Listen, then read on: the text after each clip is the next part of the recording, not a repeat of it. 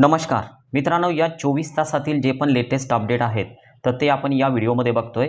मग ते महाराष्ट्रातील MBBS BDS संदर्भातील असतील, BMS BHMS संदर्भातील असतील किंवा मग out of state MBBS BDS BMS संदर्भातील असतील। बघा, आता सुरुवातीला तर आपण आहोत CET सेल या आपल्या वेबसाईटवर। यामध्ये लेटेस्ट अपडेटमध्ये जे एक नंबरचं नोटीस तुम्हाला दिसतंय तर ते आहे scheduled for cap 2 and cap round 3 for MBBS and BDS। यावर जर आपण क्लिक केलं तर हे डाउनलोड अगोदर केलेलं असल्यामुळं आपल्याला डाउनलोड अगेनचा ऑप्शन आलं। ही आहे नोटीस नंबर 11 की ज्यानुसार आपल्याला MBBS आणि BDSच्या ज्या चॉईस फिलिंग आहे तर त्या आपण कॅप राऊंड 2 आणि 3 साठी करू शकतो, पण अगोदर 2 साठी करणं गरजेचं आहे। 3 साठी पुन्हा वेगळ्या चॉईस फिलिंग होणार आहेत। MBBS BDS साठी हे असणार शेड्यूल्ड। बघा, यामध्ये सुरुवातीला जे फर्स्ट नंबरला दिलेलं आहे, जर तुम्हाला एखादं कॉलेज फर्स्ट राऊंडचं जॉईन केलेलं आवडलं नसेल तर ते तुम्ही 25 तारखेपर्यंत सोडून देऊ शकता। पण लक्षात घ्या, जर तुम्ही कॉलेज जॉईन केलेलं असेल आणि जर ते तुम्हाला आवडलं नसेल तर सोडा, विनाकारण सोडू नका, कारण हातचं चाललं जाईल। बघा, आता कॅप राऊंड 2 जे आहे तर त्याचं सीट मॅट्रिक्स कधी येणार आहे तर 26/9/2024ला। आपल्याला प्रेफरन्सेस हे 27 आणि 29 या दरम्यान भरायचे आणि हे प्रेफरन्सेस फक्त MBBS आणि BDS साठी असतील। ओके, आणि जे तुम्ही पहिल्या राऊंडला प्रेफरन्सेस भरलेले तर ते पूर्णपणे डिलीट झालेले असतील। आता हा आहे कॅप राऊंड 2 या 3 बद्दलचं पण अपडेट खाली देण्यात आलेलं आहे। पण आता जर एक क्वेश्चन असेल तुमचा की सर BMSचं नेमका सेकंड राऊंड कधी लागणार आहे, तर त्यासंबंधी कोणतीही सूचना अजून CET सेलनं पब्लिश केलेली नाही। आणि जर समजा तुम्हाला BMS बद्दल सुद्धा अपडेट अजून काही दिवसांमध्ये जर आलं तर कळवण्यात येईलच। फक्त चॅनलला सबस्क्राईब करायला विसरू नका। आता यानंतर महत्त्वाचं आहे की आपल्या MCCवर म्हणजे ऑल इंडियामध्ये नेमकं काय सुरू आहे, तर ऑल इंडियामध्ये बघा MCC मेडिकल काउन्सिलिंग कमिटी म्हणजेच MBBS BDS government college, AIIMS college, deemed university तर यांचा सेकंड राऊंड लागलेला आहे। फायनल अलॉटमेंट आलेले आहे सेकंड राऊंडच्या। जर तुम्ही MCCचं काउन्सिलिंग केलं असेल तर नक्कीच ही वेबसाईट तुम्ही चेक करायला पाहिजे।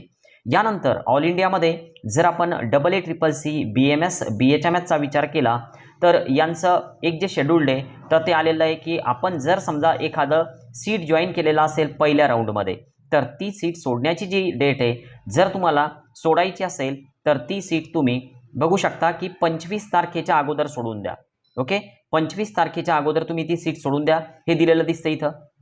24 आणि 25 या दरम्यान तुम्ही ती सीट सोडू शकता आणि हे फ्री एक्झिट समजल्या जाईल। पण जर 25 तारखेनंतर तुम्ही सीट सोडायचा जर विचार केला तर तुम्ही जी पण सिक्युरिटी अमाऊंट भरलेली आहे AACCCला तर ती जप्त करण्यात येईल। ओके, तर हे AACCCचं अपडेट। आता अतिशय महत्त्वाचा अपडेट, जर तुम्हाला कमी स्कोअरवर BMS करायचं असेल तर आउट ऑफ स्टेटच्या काउन्सिलिंग सुरू झालेले आहे। मग आता यामध्ये पहिलं स्टेट की जे आहे UK उत्तराखंड। उत्तराखंडमध्ये जे शेड्यूल्ड आहे तर ते आजचं शेड्यूल्ड आहे मित्रांनो। हे जरी आजचं दिसत असेल तरी यांच्या नोटीसमध्ये 23 तारीख ही लास्ट देण्यात आलेली आहे, पण रजिस्ट्रेशनच्या या टॅबच्या वर 22 तारीख म्हणजे आजची तारीख लास्ट आहे। आणि यामध्ये जर आपण उत्तराखंडचं जे शेड्यूल्ड आहे तर ते जर बघितलं तर ते काही अशा पद्धतीनं आपल्याला दिसेल। बघा, हे जे तर हे शेड्यूल्ड आहे उत्तराखंडचं। ओके, आणि उत्तराखंडमध्ये तुम्ही कॅटेगरी क्वालिफाय मार्क्सवर सुद्धा ॲप्लिकेशन देऊ शकता। PCB जर तुमचा कमी असेल तरी सुद्धा तुम्ही ॲप्लिकेशन देऊ शकता, सेंट्रल कास्ट असणं गरजेचं आहे। ओके, तर हे आहे उत्तराखंडबद्दल। यानंतर जर समजा आपण बघितलं की UP आयुष म्हणजे थोडक्यात UPमध्ये ज्यांना BMS करायचं आहे तर त्यांच्यासाठी सुद्धा एक सुवर्ण संधी आहे।